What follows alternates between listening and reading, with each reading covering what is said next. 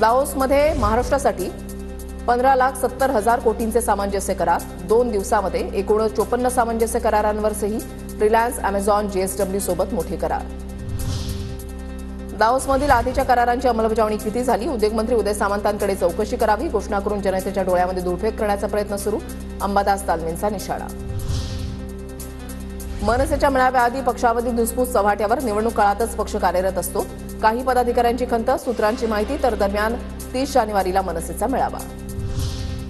Ghatkopar hoarding दुर्घटना प्रकरणातील आरोपी अर्शद खानचा जामीन अर्ज सत्र न्यायालयाने फेटाळला.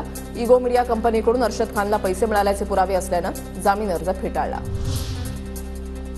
टोरेस प्रकरणी हायकोर्टानं मुंबई पोलिसांना फटकारलं. तातडीनं कारवाई करण्याच्या कर्तव्यामध्ये मुंबई पोलिसांनी कसूर केल्याची कोर्टाकडून कानउघडणी. घोटाळ्याबाबत कोणीही तत्परता दाखवली नाही. खंडपीठानं फटकारलं.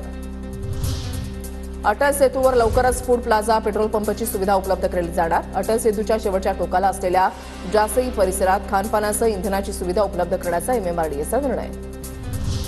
नंदुरबार जिल्ह्यामध्ये होणाऱ्या स्थानिक स्वराज्य संस्थेच्या निवडणुकांसाठी महायुतीमधील पक्ष स्वबळावर निवडणूक लढण्याची शक्यता. भाजप, शिंदे गट आणि राष्ट्रवादीमधील वाद पुन्हा एकदा चव्हाट्यावर येण्यास सुरुवात.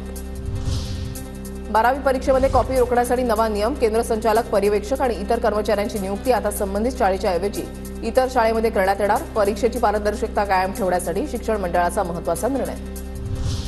पंतप्रधान पीक विमा योजनेमधील घोटाळा टाळण्यासाठी ई पीक पाहणी होणार बंधनकारक. राज्य समितीची महत्त्वपूर्ण शिफारस. ₹1च्या ऐवजी विमा उतरवण्यासाठी ₹100 आकारावेत अशीही सूचना.